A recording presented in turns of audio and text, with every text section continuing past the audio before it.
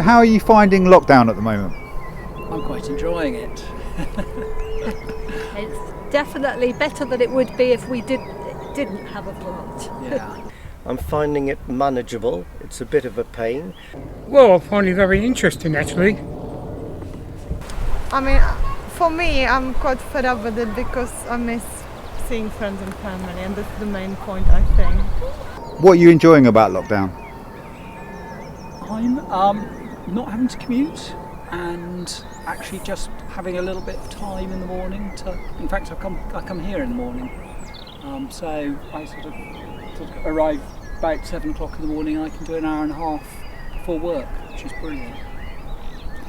Well, as much as anybody else, I feel a bit like they're trying to imprison us in our own homes, and there's been these scare stories of police going a bit over the top, and I think in some cases it's justified. I see nothing wrong in people driving to the coast and walking along a beach as long as they keep to themselves and don't mix with other people, be they families, friends, or just a couple, or even a solitary stroller. I think the countryside and the beach shouldn't be out of bounds as long as people follow rules about keeping to themselves, and what we now have discovered is a new name for social distancing. Well, that's the new name. Before it was keeping to yourself. How has lockdown affected you? It hasn't affected me at all really. The only thing I have problems with is to get my supplies, the seeds or the stuff for the allotment. How's lockdown affected you? Gosh, Well, not spending any money. yeah, we're lucky in that we've still both got our jobs and we're both working from home. Yeah. It would have been a lot harder without that, actually. We've got 2 children at home, so the house feels pretty crowded, but Yeah. If it lasts much longer, I think it will be a very negative place, because we've never had this before. I mean, something's blown in from China, well, walked in, flown in, whatever, and we in Europe, many parts of the world, are suffering on account of it, and I think eventually they're going to have to relax measures to some extent and just rely on people to use their common sense, not mix with strangers, and stick with those they know and whom they know are free of any virus. In fact, I think they should have just called it the Corona Plague, and then I think that might have had a bigger effect on getting people into being responsible and thinking, well, if it's a plague, we've got to do what they did in Nimes 300 or 400 years ago and just isolate if we get it and not spread it. Yeah, there's a motto for the Chinese to remember: keep it to yourself. The only problem I can't see my grandchildren. That is, the problem. Social contact is one of the biggest aspects, but I understand. How do you think not having that social contact will affect people in the future in society? I think it's gonna have major impact really on their mental health and just social skills for children as well, emotional well-being, because it just comes natural to humans to socialize and mix with people, and now we kind of have to avoid everybody.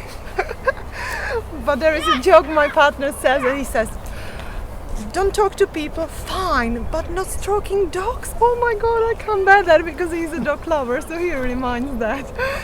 But yeah, I think the impact, definitely mental health and emotional well-being of people, that's going to get affected. So I think there's already quite a lot of resources being put into it.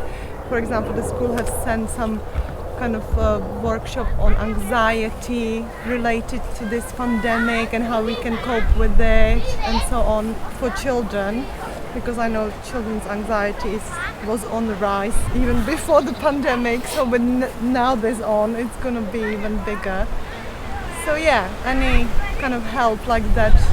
How do you find social distancing and the way that will affect the world we're in and the future world? Well, it's still very weird, isn't it? Yeah. It's every time you go down East Finchley High Road, it feels a bit like you're running the gauntlet. Yeah. Constantly having to go into traffic to try and avoid people. But I think when it's over, people breathe a sigh of relief, and you know, I would hope they would kind of resume their social lives. It took a few days to get used to it. You see somebody coming towards you and you think, do they move first or do I move first? And then you do little ring of roses around each other. With luck, the other person or the group go one way and I and whoever I'm with go the other way. But it is a bit weird, and I can see the look of embarrassment really on people's faces when they're doing it. But they've been told your life depends on it and you've got to do it. And I think that's why I do it and why the others do it. I find it very easy, you know. Unfortunately, I'm a person who has to get close to other people. A bit tricky. Well, I was off for 2 weeks, so it was actually easier having the Easter break. But if you have to work like today and having the kids around, it can be quite challenging. Because we get lots of work assigned from school, and you know, they're just interrupting constantly when you are on a call. Yeah. So apart from that, you know, it's good. It's positives as well, like the clean air, no cars, we can cycle on the road. It's quiet and nice, and yeah, the boys I think quite enjoy it. How do you see life after lockdown? I think it'll be different. I think people will have got used to quite a different way of living, a different way of working. So I could imagine people choosing to work from home a lot more if they can. Certainly, I find the IT, you know, all of the stuff you can do through IT is amazing. Actually, now that does make a difference.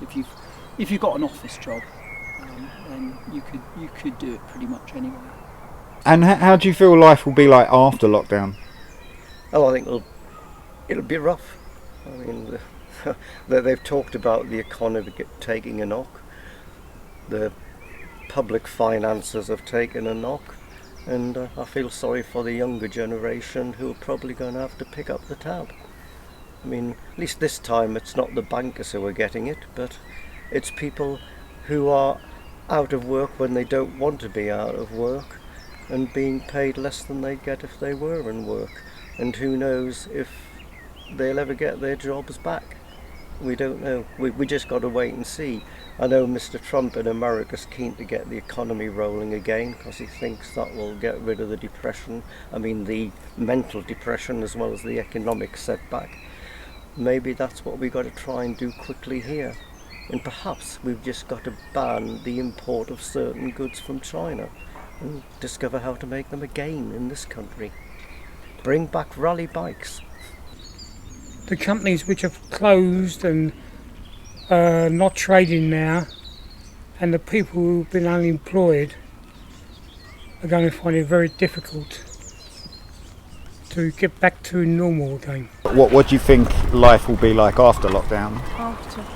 It's difficult to imagine how it's gonna break, but reading from other countries in Europe, they're already opening, you know, like slowly hairdressers and some schools and some childcare provisions. So I guess we'll just have to be patient and take it as it comes, and just kind of try to live differently, because we have taken so many things for granted, like traveling, and you know, and I come from abroad, so we travel minimum for 2-3 times a year, and being on the island is the only way you can get to anywhere, isn't it? But you know, maybe just spending more time in the UK, and so like traveling is another big issue, because yeah, we do like traveling. The only positive experience I've had is when I use my own brain and sort something out. Coming here, lots more. I mean, I would normally just come here, you know, a couple of hours Saturday or Sunday, and we're actually finding I'm coming a lot more, and it's absolutely blissful. And you can hear the bird song that much better, and I think Yep. that's Get out on your bike, it's lovely. Peace and quiet. I mean, the birds sing, they're singing here, but I hear them more when I'm at home, and there's less noise from traffic. And walking up to Ali Pali about a week ago, looking out over the centre of London, it was noticeable how clear everything was. The usual sort of smoggy air had gone. Well, not smoggy air, but slightly hazy, looking down onto the city and Westminster. It was clear, very clear, and well, let's hope that we think of other ways than sending a lot of cars back on the road afterwards. Let's get stuff moving on goods trains again.